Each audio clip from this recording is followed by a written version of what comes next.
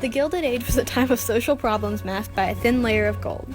During this time, America's economy was shifting from an agrarian society to an industrial-based economy. People were shifting from a rural, farm-based life to a fast-paced, risky city life. Factories were booming and cities were expanding. The second half of the 19th century can be described as a time of innovation, invention, and rapid growth, a period known as the Industrial Revolution. In the early 1800s, sending messages or information back and forth across the country was a very slow process. It could take as long as 1 month for a letter to reach its destination. By mid-century, many people worked for small businesses or farms, laboring in fields that would yield barely enough food to feed the family. New inventions and technology began to change that, however. Larger factories opened and produced new farm equipment such as the steel plow and the tractor, which allowed farmers to cultivate bigger fields and produce more food that cost much less. After the Civil War, millions of Americans left their small towns and farms to work at jobs in the cities, factories, and mines. Manufacturing increased quickly as the demand rose for new mass-produced products such as textiles, telephones, and light bulbs. Factories even made machines for other factories. The factories needed coal to power the machinery, and many new products were made from natural resources such as iron. As a result, new mines were opened across the country. The mines and the factories needed workers. The men who owned and ran these factories and mines grew incredibly wealthy and became the most powerful individuals in the economic, political, and social life in the United States. They built mansions, bought the newest gadgets, threw lavish parties, and traveled the world. Some of them, like Andrew Carnegie and J.D. Rockefeller, also used their new wealth to establish institutions like museums, libraries, universities, and hospitals. The population of urban areas grew quickly in these overcrowded cities. Laborers often suffered on the back streets in poor housing, plagued by terrible sanitation, disease, and violence. Workers periodically organizing public protests that sometimes led to violence. Throughout the 1800s, the demand for labor was so great that children were put to work. Employers paid these children less than women, who made less money than men. New innovation in technology and transportation rapidly changed the life in the U.S. The telegraph and telephone put people in touch with each other over long distances. Electricity, harnessed by inventors like Thomas Edison and Louis Latimer, developed power and light to businesses and homes. Trains crossed the continent and assembly lines rolled out automobiles, allowing people and projects to move quickly from place to place. Orville and Wilbur Wright created the first successful airplane, giving flight to the aviation industry. The great feat of building the Panama Canal in Central America opened a shortcut for ships that otherwise had to sail all the way around South America to get from East Coast to the West Coast. These inventions and innovations continue to be improved today. The country had a high demand for steel in order to supply for railroads, city expansion, and military use. Andrew Carnegie saw his opportunity and took it. Carnegie started as an immigrant from Scotland working at a cotton mill making $1.20 a week. He became a telegrapher and after that became a personal secretary for a railroad company. He then began working for the Union Army, which allowed him to acquire a small amount of money that was quickly invested in the steel-iron industry. Carnegie Steel was the leader in the iron and steel industry and the dominant producer of newly developed iron.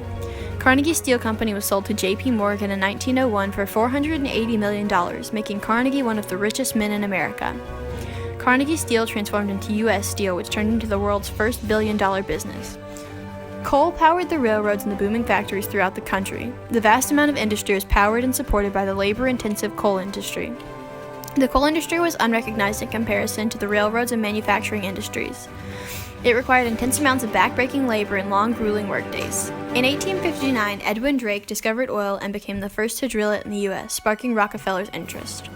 J.D. Rockefeller developed the Standard Oil Company, becoming the country's first billionaire and starting the country's first monopoly. Refining oil became the main focus of Standard Oil's business, and what was left was waste. Standard Oil became a monopoly, buying out all of the potential competitors and eventually having an entire grasp on America's oil production industry. It quickly became the largest company in America. Little did we know that transportation would change the game forever.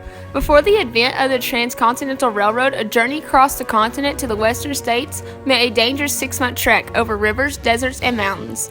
The history of this great railroad goes back to the time when the first steam locomotives were moving on the first tracks in the nation. At this time, the railroad was only just an idea and a dream. A specific dream to President Abraham Lincoln that would become a reality in 4 years' time after his death. The Transcontinental Railroad was composed of 2 separate railroads that connected at the Promontory Summit in Salt Lake City, Utah, on May 10, 1869 with the laying of the Golden Spike. The Central Pacific Railroad started east of the Sacramento area in 1863 and traveled over the Sierra Nevada and across the Great Basin. The railroad crossed the western half of the country and is a total of 1,776 miles long. Lincoln passed the Pacific Railroad Acts in 1862 and 1864. Working days were long, cold, and treacherous through the Nevada mountains. The only way to pass through the terrain was to blast tunnels into the side of these mountains. The dangerous building work was mainly done by the Irish and the Chinese, given they were not as highly regarded as your average American laborman. Many workers died in these circumstances. The building process went from 1863 to 69, taking 6 years to complete. It provided cheaper, easier, and safer ways to travel for goods, peoples, and even businesses.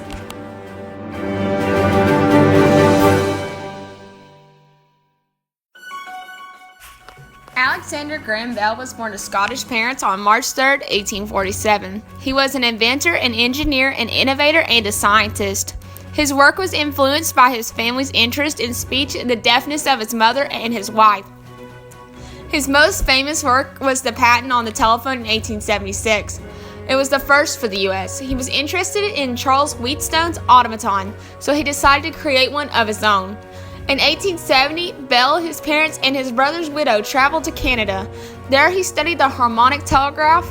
He was convinced that you could send messages along a single wire by using different pitches. Bell started by experimenting with the phonautograph that drew the shape of a sound wave on a piece of glass. Gardner Hubbard and Thomas Sanders funded Bell's experiments once they heard he was going to transmit the human voice over a single wire. Bell then hired Tom Watson as his assistant, and the pair began the process. Watson plucked the reed, and Bell heard the overtone necessary to transmit speech. Bell realized that only one reed was necessary, and thus the gallows sound-powered telephone was born. Thomas Edison was born on February 11, 1847 in Milan, Ohio. He was an American inventor who held a world record of 1,093 patents. In 1859, Edison quit school and began working as a train boy. His inventing career began during his adolescence in 1863. From his laboratories and workshops came the phonograph, the carbon button for the telephone, and the speaker. The incandescent lamp, a generator of unprecedented efficiency, the first commercial electric light and power system, the basis of an electric railroad, and key elements of a motion apparatus. Samuel Morse was the first child of clergyman Jebediah Morse and Elizabeth Finley Morse. After a mediocre showing at Phillips Academy, his parents sent him to Yale College. Samuel's record at Yale wasn't much better, though he found interest in lectures on electricity and focused intensely on his art. After graduating from Yale in 1810, Samuel Morse wished to pursue a career as a painter, but his father desired a more substantial profession and arranged for him to apprentice at a bookstore and publisher in Boston, Massachusetts. In 1818, he married Lucretia Walker, and during their brief union, they had 3 children. Morse was away from home working on a painting commission when he heard his wife was gravely ill, and by the time he arrived home, she had already been buried. The next year, Morse's father died, and his mother died 3 years later. Deep in grief, in 1829, Morse traveled to Europe to recover. On his voyage home in 1832, he met the inventor Charles Thomas Jackson, and the two got into a discussion about how an electronic impulse could be carried along a wire for long distances. Morse immediately became intrigued and made some sketches of a mechanical device that he believed would accomplish the task. After studying the work of American physicist Joseph Henry, Samuel Morse developed a prototype of the telegraph. In 1838, Morse formed a partnership with fellow inventor Alfred Bell, who contributed funds and helped develop the system of dots and dashes for sending signals that would eventually become known as Morse code.